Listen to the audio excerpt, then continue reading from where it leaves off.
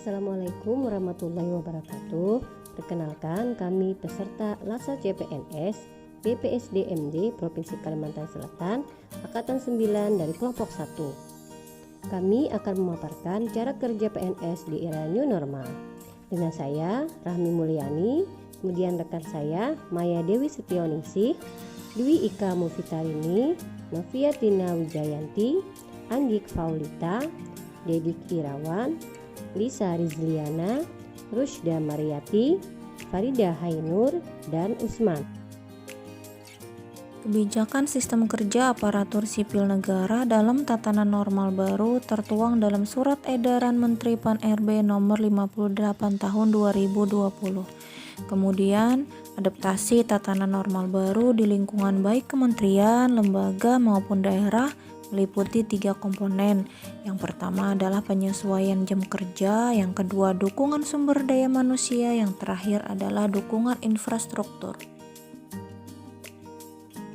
Adaptasi tatanan normal baru di lingkungan kementerian atau lembaga atau daerah untuk penyesuaian jam kerja dapat dilaksanakan dengan yang pertama, fleksibilitas dalam pengaturan lokasi kerja seperti WFO atau WFH dengan pertimbangan 1. Jenis pekerjaan pegawai, 2. Hasil penelitian kinerja pegawai, 3. Kompetensi pegawai dalam mengoperasikan sistem dan teknologi informasi, 4. Efektivitas pelaksanaan tugas dan pelayanan unit organisasi, 5. Kondisi kesehatan dan tempat tinggal pegawai.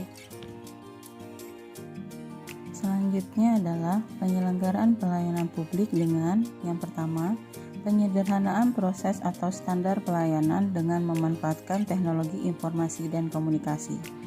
2. Media publikasi digunakan sebagai media informasi penyampaian standar pelayanan. 3. Membuka media komunikasi online sebagai wadah komunikasi atau pengaduan. Keempat, memperhatikan jarak aman, kesehatan, dan keselamatan pegawai. Kemudian yang paling terakhir adalah melaksanakan protokol kesehatan. Selanjutnya, dukungan sumber daya manusia. Ada beberapa hal yang perlu diperhatikan dalam manajemen sumber daya manusia. Antara lain, penilaian kinerja oleh pejabat pembina kepegawaian atau PPK, pemantauan dan pengawasan oleh pimpinan unit kerja, dan pejabat pembina kepegawaian harus memastikan kedisiplinan para pegawainya. Yang berikutnya yaitu dukungan infrastruktur. Yang pertama, PPK menyiapkan dukungan sarana dan prasarana yang diperlukan ASN. Yang kedua, PPK memastikan penerapan teknologi dan informasi dalam penyelenggaraan pemerintah dan pelayanan publik. Yang ketiga, PPK menyesuaikan lingkungan kerja dalam rangka pencegahan dan pengendalian penyebaran COVID-19 sesuai dengan peraturan yang ditetapkan.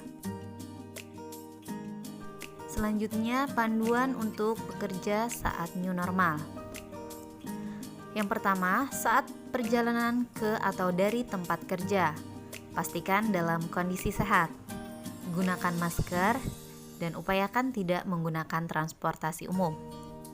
Akan tetapi, jika harus menggunakan transportasi umum, kalian dapat melakukan dengan cara yang pertama tetap menjaga jarak dengan orang lain minimal 1 meter, upayakan tidak sering menyentuh fasilitas umum, gunakan hand sanitizer, kemudian gunakan helm sendiri, upayakan membayar secara non-tunai, jika terpaksa memegang uang, maka gunakanlah hand sanitizer sesudahnya.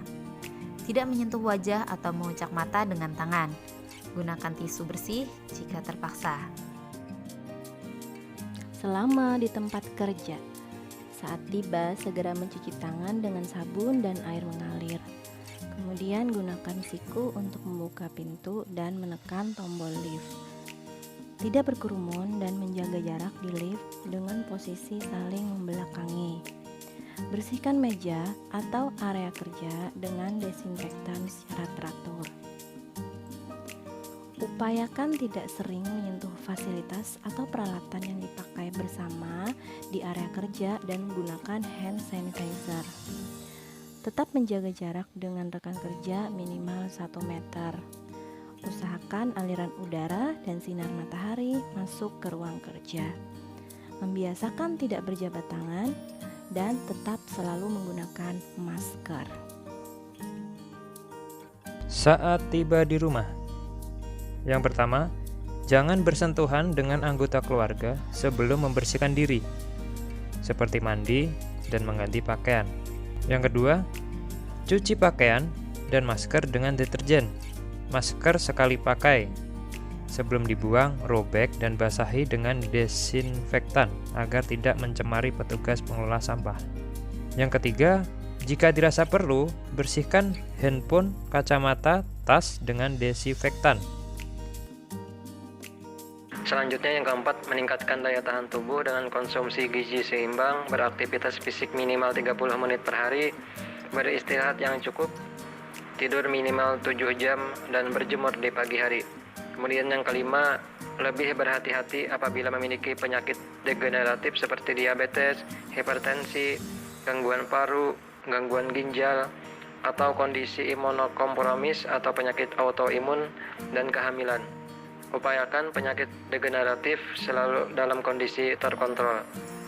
Demikian infografis dari kelompok kami. Semoga bermanfaat, semoga kita selalu sehat. Sampai jumpa. Wassalamualaikum warahmatullahi wabarakatuh.